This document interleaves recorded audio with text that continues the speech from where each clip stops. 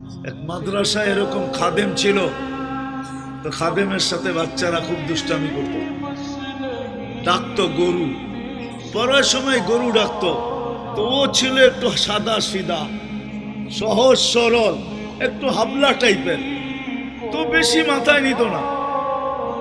আবার দেখবেন হাবলা মানুষ চেতলে কিন্তু খবর আছে। একদিন বৃষ্টি হইতেছিল প্রচন্ড, এর দায়িত্ব ছিল ছেলেদেরকে খানা পরিবেশন করা। তো খানার সময় গেছে, খানা নিয়ে আসে না, তো ছেলেরা চিৎকার দিতেছে গরু কই গেল। একটু পরে দেখতেছে খানা নিয়ে আসতেছে, তো সবাই চিৎকার দিয়ে বলতেছে ওই গরু এত দেরি করলি কেন। বাস সরল সহজ তো লেগে গেছে মাথায়। মোতামিম সাহেবের কাছে যা বলতেছে চাকরি করব না। কেন?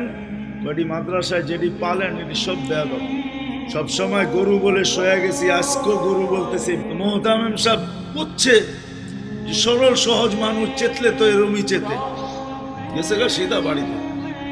রাত্র ৩টার সময় আসতেছে, আয়সা মোহতামিম সাহেবের দরজায় খটখটাইতেছে, জিজ্ঞাসা করছে কে? হুজুর আসছি। কি জন্য? চাকরি করবো। তুমি না দিনের বেলা চলে গেলে চাকরি করবো না? এতদিন চাকরি করতেছিলাম শুই না, এখন চাকরি করব দেখা। বলছে এটা আবার কি দেখা চাকরি করবে মানে? আমি স্বপ্নে দেখতেছিলাম কিয়ামত হয়ে গেছে, আমি পুলসিরাতের পাশে যেয়ে দাঁড়ায় আছি, পুলসিরাত চুলের মতো চিকন, তলোয়ারের মতো ধার। ভয় পাইতেছিলাম এটার উপরে পা রাখবো তো রাখবো কি করে।